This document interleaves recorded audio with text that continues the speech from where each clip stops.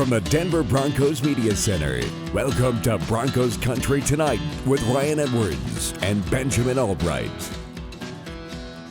All right, welcome back to Broncos Country Tonight, breaking down the Broncos versus the Kansas City Chiefs, an opportunity for first place in the AFC West, Week 13 in the NFL. The Broncos have been looking forward to an opportunity like this for a very long time, and the timing is really good for them, I think, even with Kansas City coming off of a bye.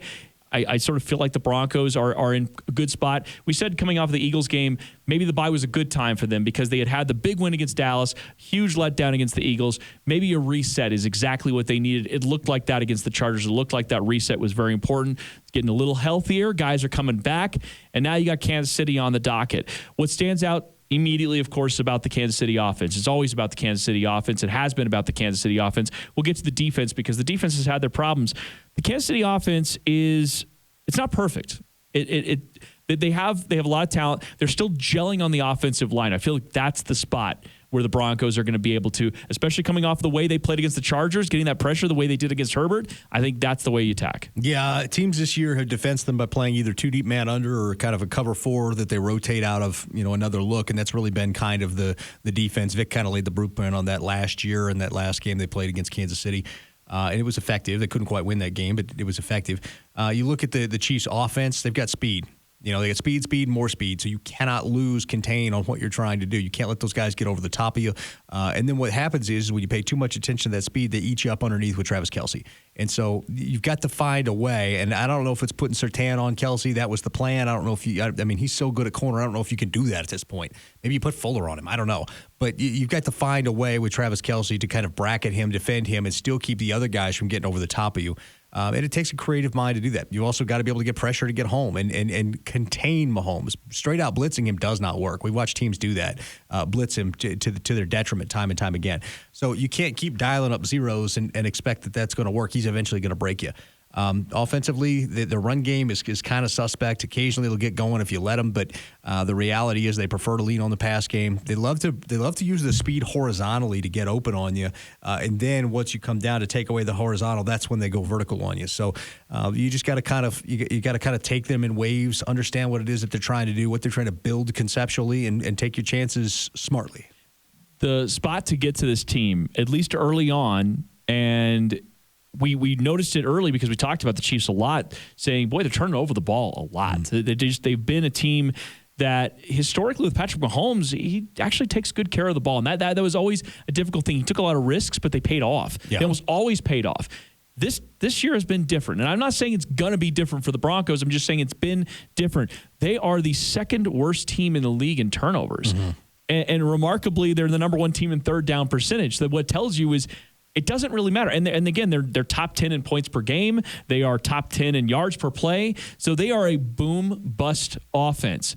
And we've seen that borne out over time. And it's not even just the interceptions.